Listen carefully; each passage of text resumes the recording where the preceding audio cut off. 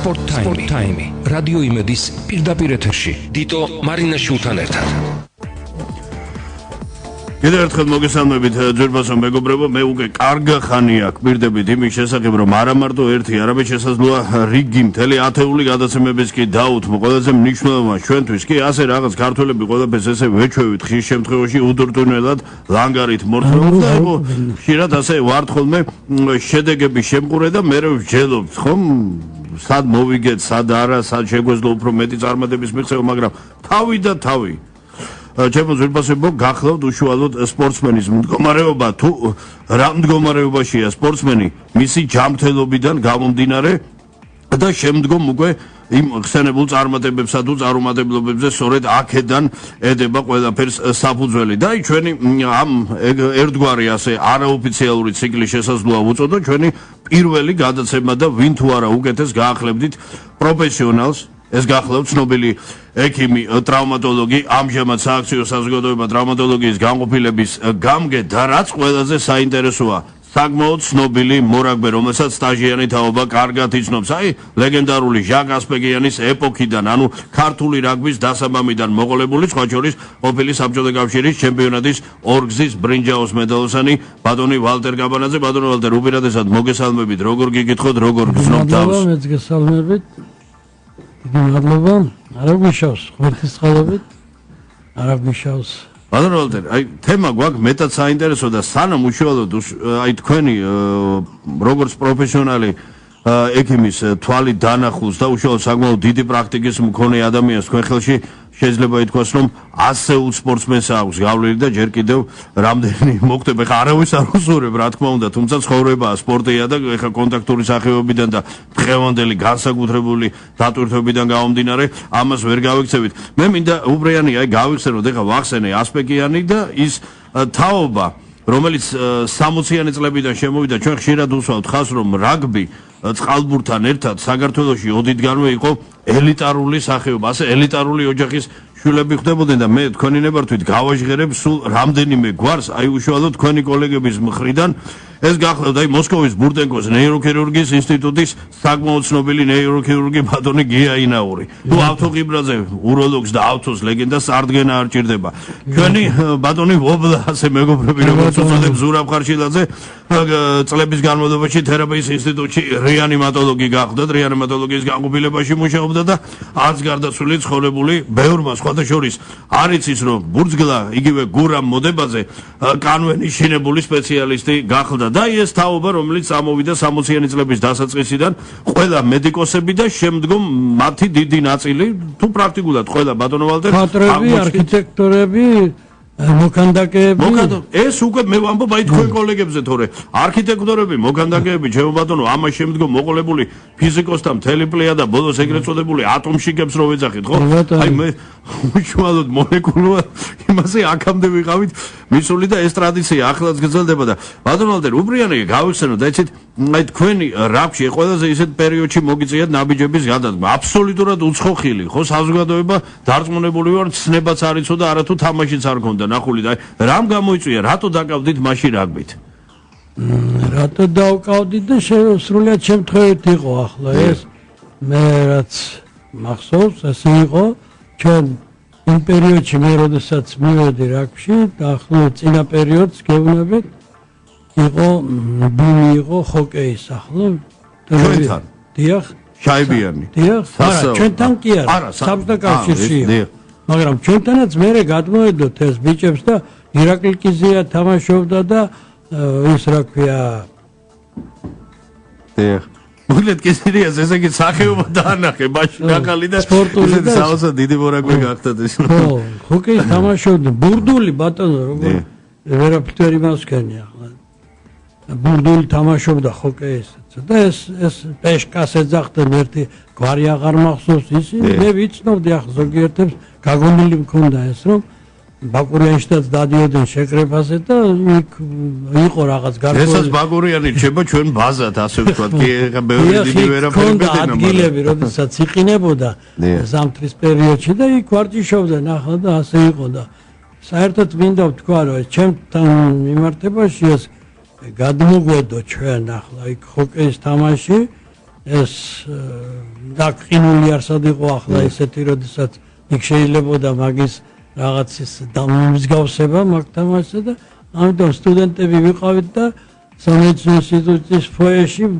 მოპრიალებული იყო იატაკი მოზაიკური ის იყო რა ქვია ფენა იყო იქ დასხმული და გაპრიალებული იყო და დუბლები კაუჩუკზე თუ ქონდა გადასარევად სრიალებდი და იქ პატარა ნატეხი მას ფიცარს ვიპოვიდით და იმას ვათამაშებდით ფეხით და ახლა ვიც რამე რაღაცა შემამჩნიეს რომ რაღაც თავდადებული ვიყავი არ უშიშარი ვიყავი არავის არ ვერიდებოდი და ამიტომ მითხრა მერე ჩემმა მეგობარმა გიაინაურმა რომ წავიდეთ ნახოთ მე დავდივარო რაგბზე და შენც წამოდი თუ გინდაო მეც არ ვიცოდი ახლა გაგონილიც არ მქონდა ახლა მაგ სპორტის თაობაზე იმედი და ვნახე ესეთი პლიადა ვნახე რომელიც იქ შესვლა იყო რაღაც საშინელებარი ისეთი დაკუნთულები იყვნენ და ესეთი ნავარჯიში ბიჭები იყვნენ და მე არ წავდა ესეთები ნანახი ჯერ სხვაგან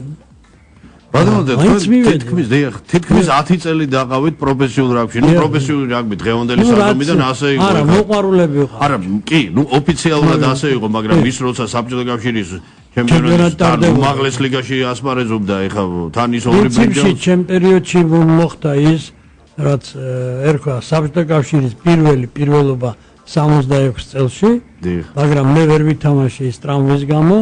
და მე თქვენს ტრამვა ეს ბანალური ხო ნუ არ იყო ახლა დიდი ტრამვა არ იყო ეს მაშინ კი ბატონო ჰოსპიტალშიდაც ვიყავ საავადმყოფოშიდაც ვიწექი მაგის გამო მაგრამ დღევანდელი საზომით ახლა შეიძლება ითქვას რომ იქ არ უნდა დავწოლილიყავი მე არ იყო საჭიროება მაგრამ იმ პერიოდისათვის ასე იყო მიღებული და ახლა ვერ შევეწინააღმდეგე იმას რომ ვიპარებოდი საავადმყოფოდან მივდიოდი ამ თამაშებზე და ისე უყურები ბრუნდებოდი ისე საავადმყოფოში ესეთი მომენტიც იყო ჩემს ცხოვრებაში და მე 68 წელში ვითამაშე უკვე პირველი საბჭოთა კავშირის ჩემპიონატი როდესაც უკვე მედლებით დარიგდა აი ეს იყო ეს იყო დასაბამი და მართლა ძამის არ გახსენება კი არა ეს საერთოდ ვორონეჟში ჩატარდა ეგ საბოლოო ტური დავუშვი ღვთისმადლი მე უპირატესად ის მიხარია რომ აი ზუსტად თქვენი თაობის მნიშვნელოვანი ნაწილი დღეს ცოცხალის და ჯამთელის და საკმაოდ ღერძელის გახლავთ იმიტომ რომ ეს არის რა ჯანსაღი ცხოვრების წესი ხო ძირითადად კი ბატონო და ამობენ ესე ბადურვალდერ ეხა სხვა სახეობის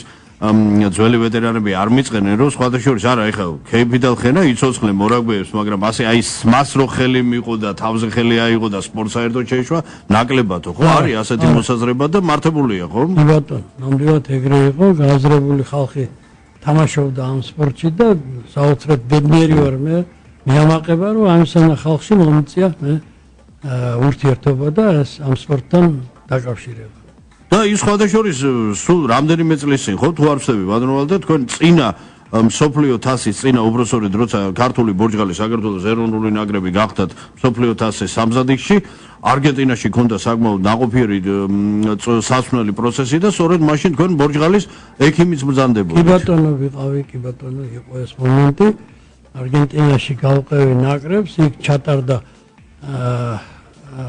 ესე ვთქვათ ამხანაგური მატჩები მაშინ ჩვენი ნაკრები ტესტ მატჩებს არ გადიოდა დიახ ეს ხო კლუბებთან ეს კლუბებთან იყო ეს რა ქვია მოლაპარაკება და იქ ოფიციალურ დონეზე ჩვენ ვითამაშეთ ორი თამაში ითამაშა ჩვენმა ნაკრებმა ბატონო მოდით ისეთ აი სარაგბო თემას ცოტა ოდნავ მოგვიანებით დავუბრუნდეთ ეხლა ყველაზე მნიშვნელოვანი აი დავიწყოთ ისეთ აი ყველაზე შეიძლება ითქვას როგორ გითხრათ ისეთ აი ბანალურიც აღარ ქვია ხო ყველა აბსოლუტურად ეხლა დიდი პატარა არის მიზალებული ჩვენში სპორტს ნუ ერთის მხრივ გადასარევია ხო ეხლა მაგრამ სამწუხაროდ ისეთ სამშობლოს ერთი ცნობილი პროფესორი სულ რამდენიმე დღეს წინ მეუბნებოდა რომ აი ეს რაც ხდება დღეს უმეტესად ატარებს კლასიკური ტრეფიკინგის ხასიათს ანუ რაზეა საუბარი რომ მშობელი აიძულებს შვილს ეხლა უნდა არ უნდა რომ შვილო იცი რა არის ეხლა ბაბუ მქონება ვერ დატოვა მე რაღაცას ვერ მოესწარი და შენი იმედი გვაქვს და მიდი და უნდა შეაკლა თავი მაგრამ ეხლა ის რომ ბავშვის ჯანმრთელობის მდგომარეობა ბავშვის თვითონ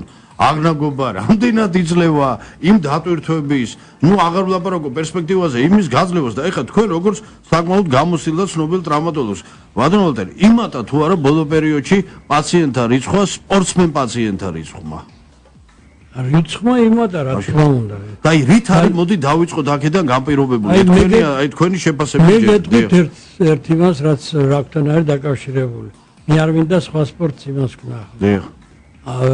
რაგბი ძალიან პოპულარული გახდა. პოპულარული გახდა ასევე კალათბურთი. იმიტომ რომ ამ გუნდებს აქვთ უკვე რაღაც გარკვეული მიღწევები აქვს. ტრანსლაციები მიდის დიდ დონეზე უკვე მატჩები ტარდება, ნაკრებების დონეზე თამაშები მაქვს, ესე იგი არის გადაცემები და ამას უყურებს ახლა ახალგაზრდობა, ბავშვებიც უყურებს და ამიტომ ხდება ძალაუნებურად ის იქნება პოპულარული და უკვე მიმზიდველი გახდება ბავშვებისათვის და მისაბაძი იქნება ეს ყველაფერი მათვინა ეს აპირობებს ამას კიდე ბატონო ეს გასაგები ეს არის უშუალოდ თქვენ დამოკიდებულებით ზანეთ მაგრამ აი რა შეეხება ტრავმებს ხო უმეტესწილად აი როგორი ხასიათის ტრავმები ხდება ეხა ბოლო პერიოდში ეხა პრინციპში ესე ზოგადად უხეშად რო ვთქვა შეიძლება ითქვას რომ სხეულის მაინც ქვედა ნაწილი ანუ ძირითადად არის ფეხებთან დაკავშირებული რა თქმა უნდა კიდურებიდან მოყოლებული დიახ ეს არის ქვედა კიდურები ეს გახდა დაწყებული მუხლი განსაკუთრებით მუხლი კოჭის სახსარი და ტერფი ტერფი აქილევსის ქუსლი ეს საერთოდ და ყველაზე განსაკუთრებულ და რთულ ტრავმებად დღესდღეობით რჩება მუხს ქვედა ჯვარედინი მყესები რომლის წვეთის შემდგომ არადა დამეთანხმები ჯერ კიდევ სულ რაღაც 2000 წლის წინ წარმოუდგენელი იყო რომ ჩვენში მსგავსი ტრავმის შემდეგ სპორტსმენი დაბრუნებოდა მოიდა ჩვენთან ელემენტალური იმიტომ რომ ჩვენ სამწუხაროდ მაშინ სპორტული ტრავმატოლოგია არ იყო ის კი არა ყოველ საბჭოთა კავშირში ხსენებული მირონოვას კლინიკა ალბათ ფხილის ფასადაც საბჭოთა კავშირში იყო კიდევ პრიბალტიკაში იყო ტალინში იყო მაგრამ ის ევროპელებთან მიმართებაში მაინც რბილად რო თქვა ვერ მოდიოდა და მაშინ ხა მე კარგად მახსოვს რომ ჩვეულებრივი მენისკი რის აღდგენას დღეს მაგალითად მაქსიმუმ თვე-ნახევარი ჭირდება, მაშინ შეიძლება წელი და წელწადნახევარი. მუცქვედა ჯვარედინი მყესების შემდეგ საერთოდ სპორტსმენი ამთავრებდა აქილევსის ქულზე ლაპარაკი ზედმეტი იყო. აი ეს პერიოდი მინდა გავიხსენო, უკვე სერიოზული განვითარება იქნა სპორტული მედიცინის ჩვენში, მაგრამ მაინც იგივე საბონისის აქილევსის ქულთან დაკავშირებით მთელი მსოფლიო დადგა ფეხზე და კლინიკა არ დარჩენია პრაქტიკულად მოწინავე კლინიკა და საბასი მაინც კი დაბრუნდა, მაგრამ ის საბასი აღარ იყო თქვა და იმ დატვირთვით და იმ შემართებით სამწუხაროდ უკვე ვეღარ თამაშობდა. ეხლა ამის ფონზე ბატონო ვალტერი, რა ხდება ჩვენთან? აი ჩვენ გსულ გვაქვს პრობლემა, მე მშობლების შემთხვევით როდი მიხსენებია, ჯერ დავიწყოთ იმით, რომ ესე იგი ბავშვი, რომელიც სპორტზე შედის, არ ვიცით მისი რეალური ჯანმრთელობის მდგომარეობა. ეხლა მოდი პირდაპირ გავაჟღეროთ რა, ის ყბადაღებული თუნდაც იყოს კი ბატონო ანგარების გარეშე მიღებული ცნობა მაბადია პოლიკლინიკიდან ის რეალურ სურა ჯანმრთელობის ხო არ იძლევა აქ საუბარია უკვე შემდგომ იშემიურ და უამრავ პათოლოგიურ დაავადებაზე უხილავ დაავადებაზე რომელიც სათანადო დატვირთვის მიღების შემდეგ ჩნდება და ამას არც მწვრთნელი და მაგრამ ხელ შევეშოთ კაი სულს თავის გაჭირვებია და ეს ალგე თემა იმიტომ რომ ეს კომერციული ყველაფერი შობელი ხო უნდა ინტერესდებოდეს ბატონო ვალტერი აი რას ურჩევდით რა სიტყვით ამის შესახებ ესე ბრმად ბავში შეყვანა ურთულეს სახეობ რა თქმა უნდა ძირფესვიანად უნდა იყოს ბავშვი გამოკვლეული ეს როგორც წესი ისე უნდა ხდებოდეს ამას არავითარი ის ვიღაცის რაღაც ნათესაობა და უნდა მივიღოთ ესე იგი ამის შემდეგ ნებართვა ხო ნებართვა როგორც იცით რომ შეიძლება თუ არა ამ სახეობის ბავშვი დადურდა ბავშვი უნდა იყოს გაშინჯული დაწყებული სისხლიდან და ნუ 1000-ნაირი გამოკვლევისაგან ამას ყველაფერს პატრონთან ურთიერთობით უნდა წარიმართოს ეს ურთიერთობა და ექიმის დასკვნა და იმ სპეციალისტის დასკვნა უნდა იყოს უკვე ის პასუხს აგებს ამას. სხვანაირად არ შეიძლება ის. აქ ძირითადი მომენტებია ბავშვებში ახლა თავდაპირველად ბანკები თუ არის რაღაც ისეთი ადვილად თუ იღლება და ესეთი ყოველთვის უნდა იყოს ის დიდ დონეზე უკვე აი იძლევა თანამედროვე მონაცემებით მკურნალობა აუცილებელი არის ეს მაგრამ გამოკვლევა არის აუცილებელი უამრავი აპარატურა არის ახლა დღეს ის რომელიც იძლევა ნათელ სურათს იძლევა ადამიანის თაობაზე და ნუ მაგრამ ბატონო აი რა ქნას გაჭირებულმა ოჯახმა რომელსაც ელემენტარულად არსების პირობები რომელსაც ეს ყველაფერი რასაც თქვენ ბრძანეთ დღესდღეობით სამწუხაროდ საკმაოდ რთულად მისა ხო იმიტომ რომ ისეთ საკმაოდ სოლიდურ თანხებთან არის დაკავშირებული აი აქ ამ შემთხვევაში რა უნდა ვქნა ეშმარიტებას ბრძანებთ ამის თაობაზე მაგრამ ეს უნდა აიღოს ალბათ სპორტულმა სამსახურმა ან სელექციამ, როდესაც მიდის და ამ ბავშვების დაუშვათ ნიჭიერებაზე არის ლაპარაკი და ის არის ნიჭიერი ადამიანი, ბავშვი, რომელსაც სჭირდება ყველანაირი ყურადღება, ამიტომ უნდა იყოს ეს ან სპორტულმა საზოგადოებამ, რასაც ქვია სამინისტრო, ან კიდე სახელმწიფომ, ან რა ვიცი, კლუბმა, სადაც მიდის და ეს უნდა ნორმალურად რა თავის არა მე კი არ ვამართლებ უბრალოდ მე გამოდივარ რეალობიდან. საქმე აწყობილი არის. აი მაშინ იმ შემთხვევაში ახლა თუ აუწყობელია და ჩვენ ესეთი რაღაცების ჩატარება ძალიან გვიჭირს და გვიძნელდება, მაშინ რა ვიცი როგორ რაგიხსნათ. არ ვიცი, არა ძალიან რთულად არის საქმე, ალბათ მე და საზოგადოება შევახსენე. არ უნდა გადაწყდეს, უნდა რა ვიცი ახლა მე შემიძლია რეკომენდაცია ვთქვა, მაგრამ არა, კარგი იქნება ბატონო ვალტერ, იმიტომ რომ სანამ ამის გადაწყება დაიწყება და მომიდევით აი ჩაგერთვებით ვიტყვი მხოლოდ ერთს, რომ მიცით ეს არის აი წმინდა ბერმრუდის სამკუთხედი, რაც ბრძანეთ სპორტის სამინისტრო ერთი, ჯანმრთელობის დაცვის სამინისტრო მეორე, განათლების სამინისტრო მესამე, ჯერჯერობით ხდება მხოლოდ ერთმანეთის მიმართ გადამისამართება და აი ვიღებთ როგორ გითხრათ, იცით, მაგრამ აქ სამწუხაროდ უკვე ღიმილი ნაკლებად ჩნდება, იმიტომ რომ ჩვენ გვაქვს ელემენტარულად ადამიანის ჯანმრთელობასთან, მისი სიცოცხლის ყოფნა არ ყოფნასთან, ხშირ შემთხვევაში თუ გავითვალისწინებთ, რომ ფეხბურთში ეგრეთ წოდებული განსაკუთრებით ფეხბურთში და სამწუხაროდ არა მარტო ფეხბურთში, ნუ აქ ფეხბურთი პრიორიტეტია, ეს ეგრეთ წოდებული უეცარი გარდაცვალების და მოედანზე უეცარი სიკვდილის შემთხვევები საკმაოდ გახშირდა.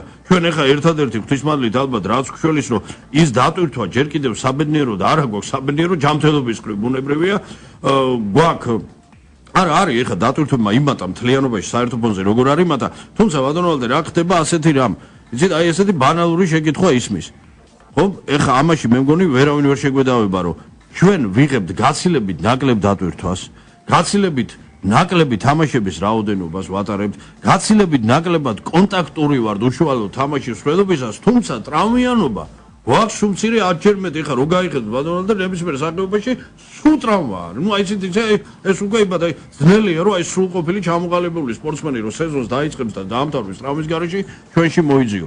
აი რა არის თქვენი აზრით ამის გამოწვევის მიზეზი? ვარჯიში და ვარჯიში. ამის მიზეზი არის სრული დატვირთვა.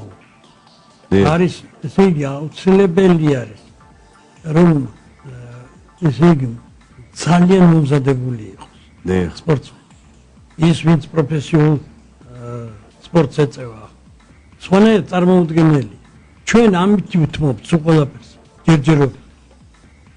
ფიზიკური მომზადებით. ყველანაირად. ჩვენ რო ფიზიკური მომზადება გქონდეს, ჩვენ ნიჭიერი ხალხი გვყავს, მაგრამ ფიზიკური მომზადება არ არის. იმ დონეზე, რომელიც არის იქით.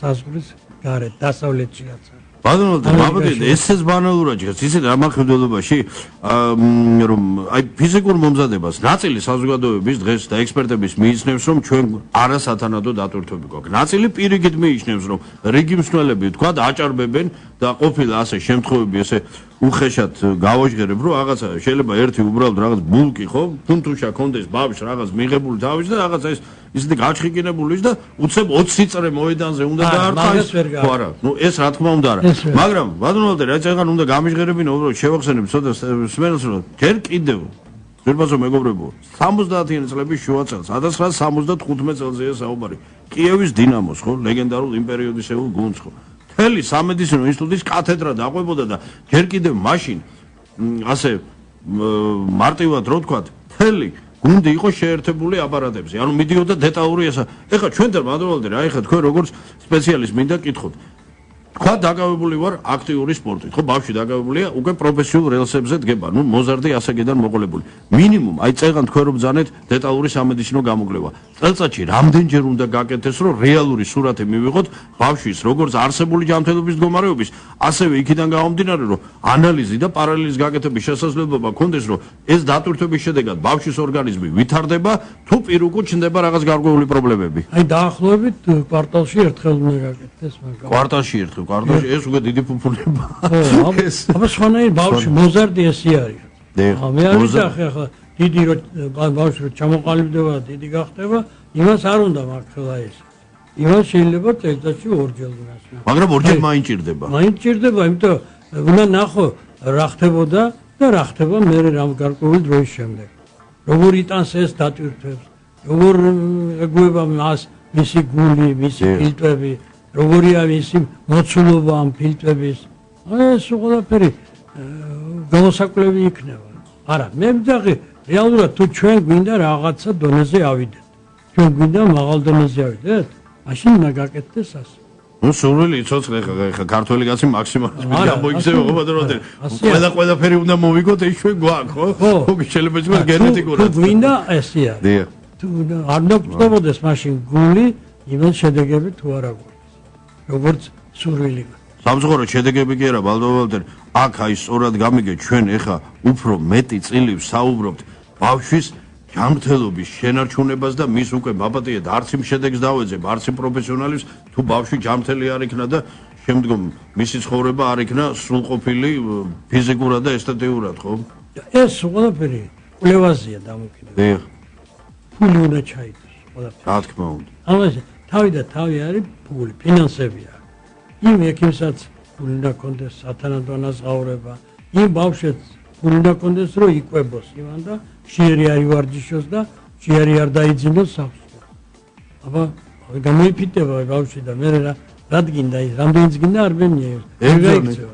და ვერს დარბის და ის ითხოვს რამდენჯერ მინახავს ეს მსვლელი იცით მამათი და აი გაავებული რო გაინ არ შეუძლია გაინწერი კაი უნდა და არ დარბის და აი შეძლოს ყველაფერი კუნთებმა უნდა შეძლოს რა ებზანე ის ხო ბუნებრივი სიზარმაცის გამო ვერ ასრულებს იმ დავალებას რასაც მსვლელი ითხოვს ის არის მისი ფიზიკური მდგომარეობიდან გამომდინარე ხო თუ აქ ხა სპორტული ცნობიერება ხო და სიზარმაცე ხო ერთ რაღაცას რო ადამიანი როდესაც თამაშობს და თავისუფლად სულთ გავს, ის თვალებშიც კარგად იხედება.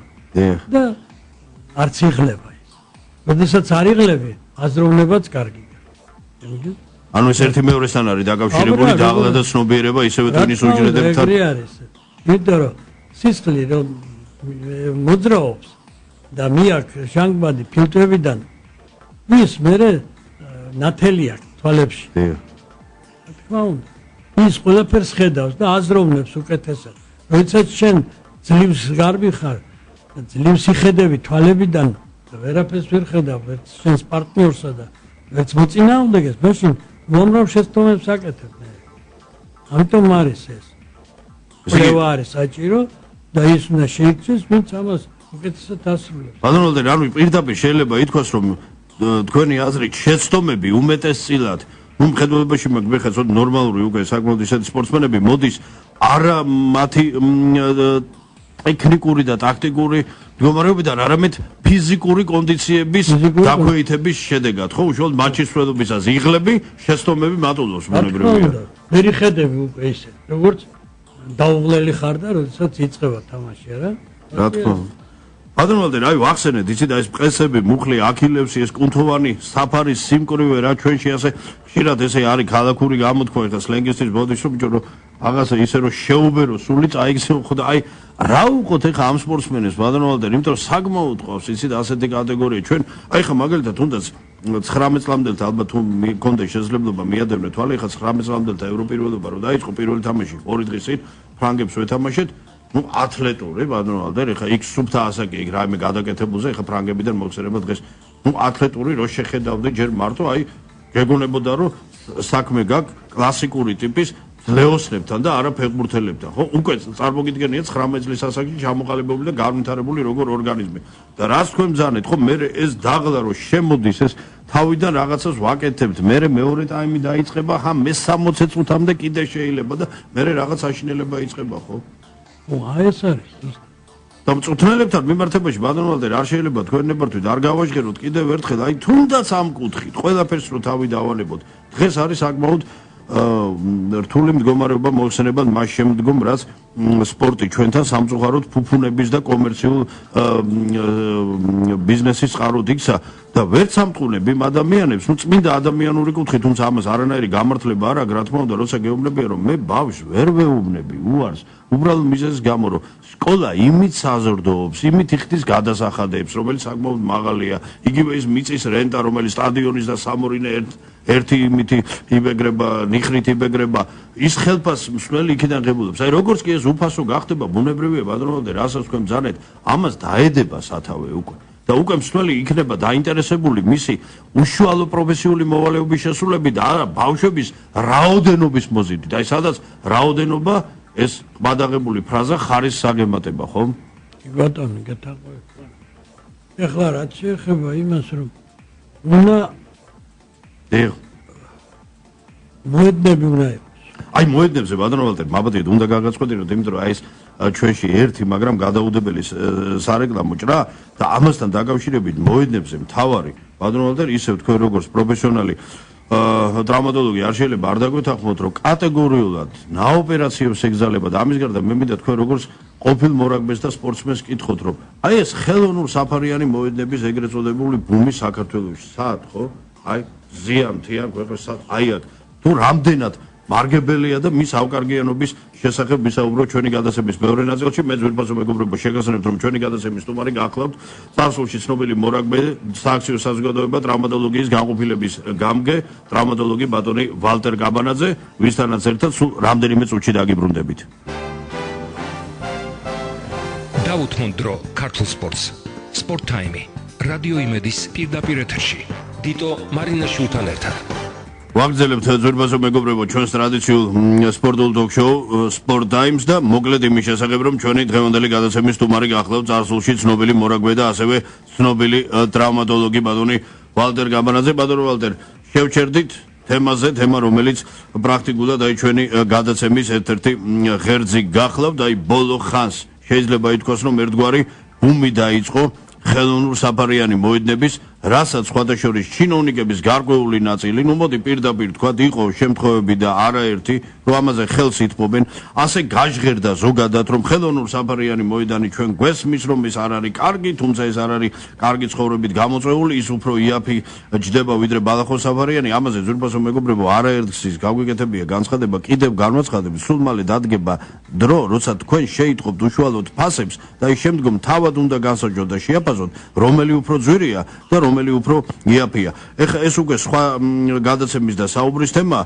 მოდი უშუალოდ აი ხელოვნურ საფარს თქვენ დროს, ეხლა თქვენი სპორტსმენობის და ახალგაზრდობის დროს ბატონო ვალტერ ხელოვნური საფარი საერთოდ მცნება არ არსებობდა. არ არსებობდა და არც სტადიონი არ იყო ჩვენთვის განკუთვნილი. ამასაც ვიტყვი. ისეთ მოედნებზე თამაშობდით, სადაც ახლა თქვენ კარგად მოგეხსენებათ, დღეს უკვე ყველასათვის კარგად არის უკვე ცნობილი და უამრავი მატჩები აქვს ნანახი რაგბის დიდ დონეზე. როგორ სტადიონებზე თამაშობენ, როგორი მაყურებელი ყავს და როგორი ტრიბუნებია გადავსებული. და ჩვენ დროს რა იყო, ჩვენ შუშიან, ქვიან რაღაც იმას საფარიან იმას მოედანზე შეიპარებოდით და ისევ თამაშობდით. ეს იყო ჩვენი სტადიონები, მეტი კი არაფერი. მე გაჩნდა შემოვიდა უკვე სილა, ხო? აი წიდიან მოედანს მოუწოდებ. მაგრამ ის წიდიანი მოედანი ბატონო ვალტერ მთლიანობაში არ იყო, ხო? მაინც და მაინც ტრამული არ, რა თქმა უნდა, ხა ბალახს ვერ შეედრებოდა, მაგრამ წიდა არ შეიძლება, არავითარ შემთხვევაში მე წიდა ძალიან კარგად მახსოვს, როდესაც გავენართხე მიწაზე და ავსტრიალდი ცხვირი და ის გადატყავებული მქონდა თელი სახე, მშობელი ვეღარ ვცნობდა. ესე ვიყავ. ეს არა, დღეს არ შეიძლება ახლა. ისეთ მოედანზე თამაში, როდესაც იქ არც დრენაჟები აქვს იმას და არც მწვანე საფარი რო არა აქვს. წარმოუდგენელია. იქ უკვე აღარ ვარჯიშობენ და აღარ თამაშობს არავინ ამ ქვეყანას.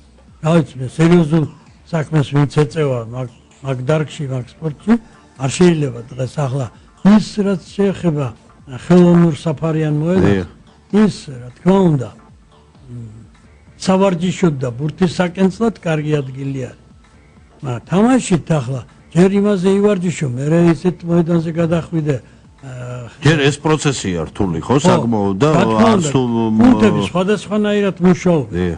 ვერც იქიდან მოსული ვერ ითამაშებს, ვერც აქედან ხელოვნურ მოედნიდან წასული ბუნებრივ მოედანზე მწვანე საფარიან იმაზე ვერ ითამაშებს. იმიტომ რომ ბურთები სხვადასხვანაირად მუშაობს და ამ დროს დაღლილობა ხდება კუნთის. ბატონო ვალტერ, არის ასეთი მოსაზრება, რომ ხელოვნურ საფარიანზე კუნთს ბოლომდე ვერ გახსნის სპორტსმენი. არა, კუნთი გაიხსნება, უბრალოდ მიეჩევა იმ მოედანს და იმ მოედან მეორე იმაზე ბუნებრივ მოედანზე იმას უჭირს უკვე თამაში. იმიტომ რომ კუნთი სხვანაირად არის მომზადებული.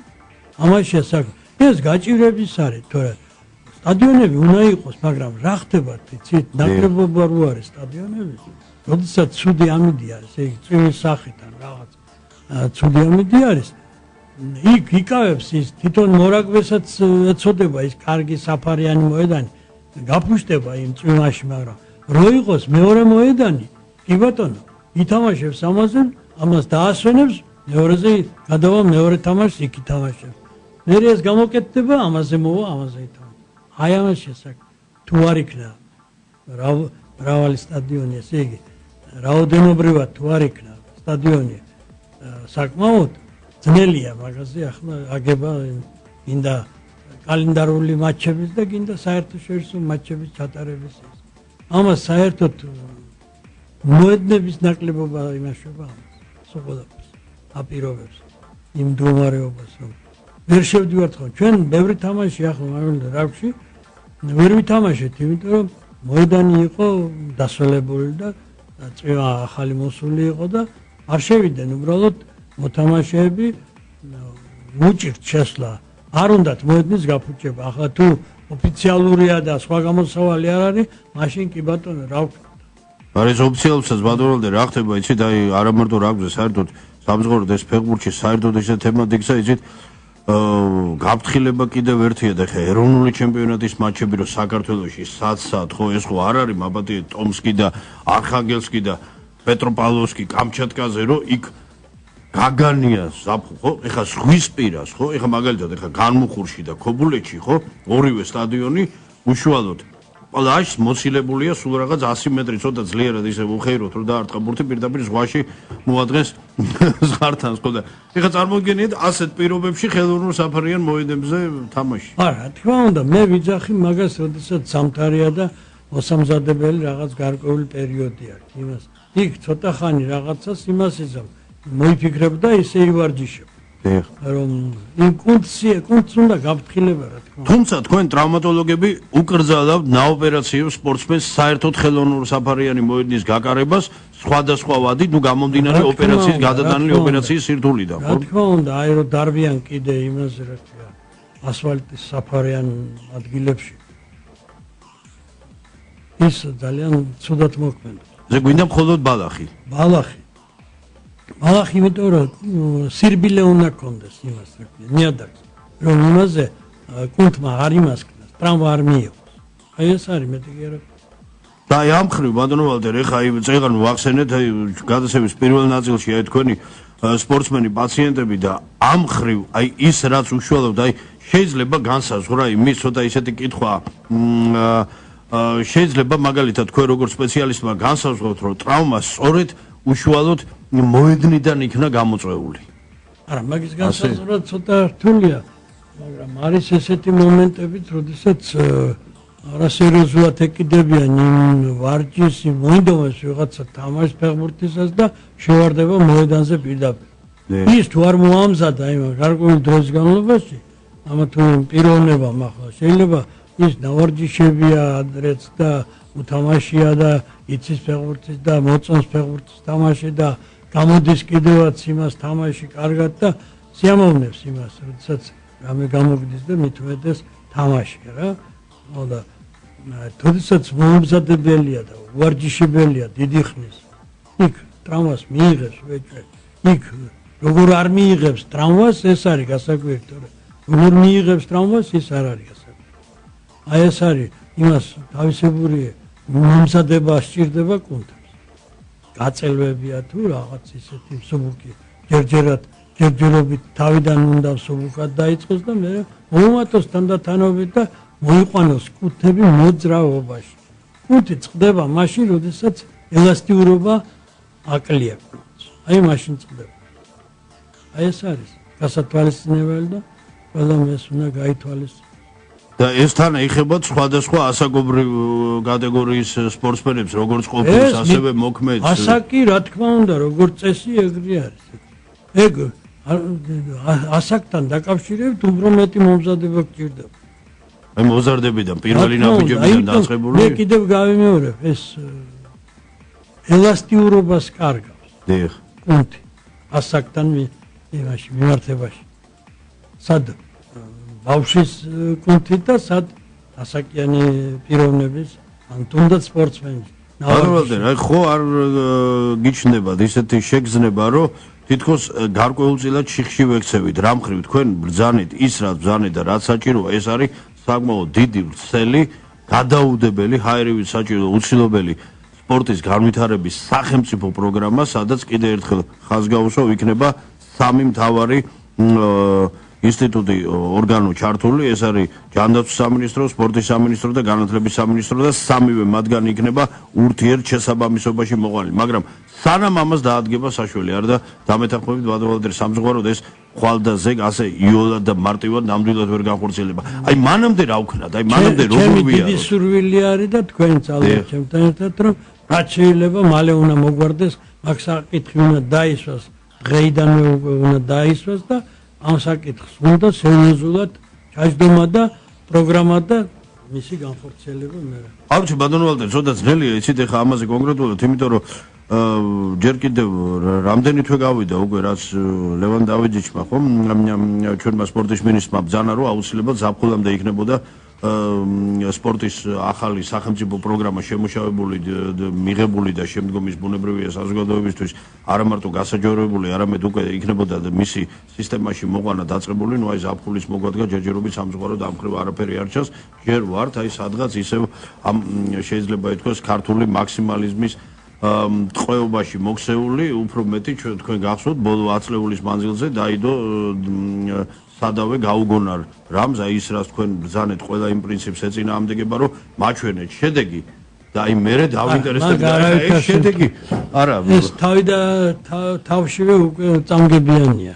ეს როგორ გაჩვენე? ეხა უხეშად რო თქვათ, გინდა ტყეყრეში არის, მოგიში საცაგი და კისერი მოიდერხე და მაი შედეგს რომ მაჩვენე, მერე მოგაქცევ ყურადღებას. ეხა ამაზე დიდი ეს დემაგოგია კი არის, ჩემი აზრით ეს დანაშაული. ეს ხო დანაშაულებრივი მიდგომა. იგი არ შეიძლება საუბარი, მე როგორ უნდა გაჩვენო შედეგი თუ მე არა ვარ მაგისტრი მომზადებული. ბატონო ვალტერ, ჩვენ დავჭა სულ რამდენიმე წუთი და ეხა მე არა მაქვს უფლება როგორც თქვენ, აი დიდ მორაგბეთა პლეიადის წარმომადგენელს, ხო, ისევ აი ლეგენდარული ჟაკ ასპეგიანის, აი ეს ყველაზე რთული, ყველაზე საშუალო, მნიშვნელოვანი პირველი ნაბიჯის გადამდგმელი. რატომ ხშირად ჩვენ ხოც ეხა ჩვენ მადლიერი ხალხი არა ვართ ქართველები და ამას ვივიწყებთ ხოლმე და ეს ჩვენ ისევ ამ მადაღებული მაქსიმალიზმიდან გამომდინარე სულ დღევანდელი ცხოვრების ცხოვრობდა. არ შეიძლება არ კითხოთ ბატონო და აი თქვენი გადასახედიდან ხო? თქვენ ხელში გავლო უკლებლივ ყველა თაობამ, ყველა ეპოქამ. შემდგომ უკვე ამ ახალმა პროფესიულმა რაგბა, რომელმაც საკმაოდ სერიოზული წინსვლა 90-იან წლებში განიცადა და 2000-ის დასაწყისში. შემდგომ იცით მიუხედავად იმისა, რომ ფინანსურად ქართულ რამს გაცილებით დიდი ყურადღება მიექცა ვიდრე 90-იან წლებში, ხო, იცით და ველოდებოდით რომ იმატა ბუნებრივია ჩვენი მოთამაშეების რაოდენობამ და ასევე თამაშის მათმა ინდივიდუალურმა თამაშის ხარისხმა საკმაოდ წამყვან მოწინავე ფრანგულ კლუბებში, რასაც ვერ ვიტყოდი თქვა 10 წლის წინ, ხო, სულ რაღაც ეხა ლეონსიო და რაღაცა ორი კაცი შეიძლება თამაშობდა, ისიც ხშირად ძირთადში ვერ ხვდებოდნენ, დღეს უკვე მთელი პლეია დაგვყავს. მაინც ბატონო ვალტერ, იცით, აი არც სასურველი შედეგი ჩანს და არც თამაშის ხარისხი არ გვამყოფილებს. ეხა ითქვა, რომ არის რაღაც გარდამავალი პერიოდი, რომელიც რბილად რო თქვა გაჭიანურდა, ხო? ჩვენ ვეშურებით აი ზეპური რაგბის ამბანის კარგად ათვისებას, ანუ ხელით თამაში და აი ამ ფონზე გამოიწვია რომ ეხა ეს შერკინებაც უკვე ისეთი არ ყავს რა თქმა უნდა ისეთი ეხლა თაობათა ცვლა მიდის. დიახ. სერიოზული თაობათა ცვლა მიდის. ეხლა მოდიან უფრო ესე იგი თავისუფალი რაგბის მოთამაშეები ახალგაზრდობა მოდის, რომლებაც გვაჩვენეს უკვე თავიანთი სახე რაღაც თამაშებში ნახეთ და ძალიან მოგვეწონა. იმათ ჩამოყალიბება უნდა მოხდეს. იმათი დაკავება უნდა მოხდეს ამ სპორტში, არ უნდა გაგვეფანტონ, არ უნდა დაგვეკარგონ და ყურადღების ქვეშ უნდა იყვნენ ისინი. ეხლა მე რასაც ხედავ ახლა სულ 2 წელი გვაქვს, წინ მოვასწრებთ 2 წელიწადში ბატონო ვალტერ მსოფლიო თასამდე 2 წელიწადში მე უფრო ახლა ლაპარაკობ 18-19 ორ წელიწადში ესე ნახა და 22 წლის მაქსიმუმ იყვნენ. მაგრამ ახლაც არიან შესრულები იქა და ნუ რაღაცეები შეიძლება ვერ მოვასწრო. აი ამის შიში კი მაქვს. თან ისევ ჩდება ბოლო პერიოდში აი ესევ ეს ყბადაღებული ფინანსური მხარე, რაც ქართულ საკლუბო რაგბის განვითარებას, ხო? ეხლა ამის გარეშე შეუძლებელია, ხო? რაიმე წარმატებაზე ეხლა მე ჩახედული ახლა დღესდღეობით არა ვარ. ჩემი ძირითადი საქმიანობასთან დაკავშირებით. დიახ. აი არ ვიცი, უკვე თვითონ რაგბის კავშირმა უნდა თქვას და